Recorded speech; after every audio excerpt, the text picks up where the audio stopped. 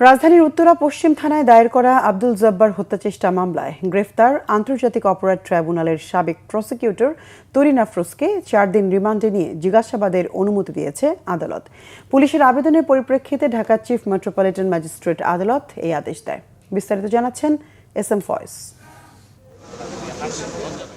আন্তর্জাতিক অপরাধ ট্রাইব্যুনালে ৭১-এর মানবতা বিরোধী অপরাধের বিচার চলাকালে ২০১৩ থেকে ২০১৯ সালের নভেম্বর পর্যন্ত প্রসিকিউটরের দায়িত্বে ছিলেন তুরিন আফরোজ।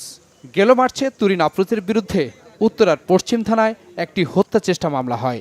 জুলাই আগস্ট গণ অভ্যুত্থানে গুলিবিদ্ধ হয়ে আহত এক ব্যক্তি তুরিন আফরোজের বিরুদ্ধে এই মামলা করেন। সোমবার রাজধানীর উত্তরা থেকে গ্রেপ্তারের পর আব্দুল জব্বার হত্যা চেষ্টা মামলায় তুরিন আফরোজকে রিমান্ডে নিয়ে জিজ্ঞাসাবাদের আবেদন করে পুলিশ। উভয় পক্ষের বক্তব্য শোনার পর বিজ্ঞ আদালত তার বিরুদ্ধে 4 দিনের রিমান্ড মঞ্জুর করেন।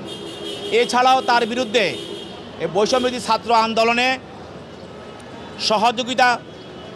সহযোগিতা করার জন্য ফ্যাসিস্ট হাসিনা এবং আওয়ামী লীগ যুবলীগকে সহযোগিতা করার জন্য তার বিরুদ্ধে নীলফামারী জলঢাকা থানাও আরেকটি হত্যা চেষ্টা এবং গুরুতর জখমের একটি মামলা করা হয়। সেই মামলারও ভিকটিম ছিল একজন আন্দোলনকারী, ওই মামলাও সে আসামি।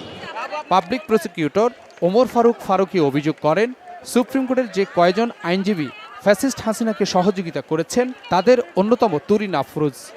5 তারিখের পরে সে নিজকে আত্মগোপনে চলে যায়। আত্মগোপনে গিয়ে সে জয় বাংলা ব্রিগেড সহ অন্য কর্মকাণ্ডে সে জড়িয়ে পড়ে এবং বর্তমান সরকারকে উৎখাত করার জন্য, দেশে গণতন্ত্রকে সে বিঘ্নিত করার জন্য এবং হাসিনাকে এদেশে ফিরিয়ে আনে ক্ষমতা বসার যে ষড়যন্ত্র করছে যারা, তাদের সঙ্গে সে সম্পর্ক রেখে কাজ করে চলছে। সেটা তদন্তকারী কর্মকর্তা সেটা উদ্ঘাটন করেন।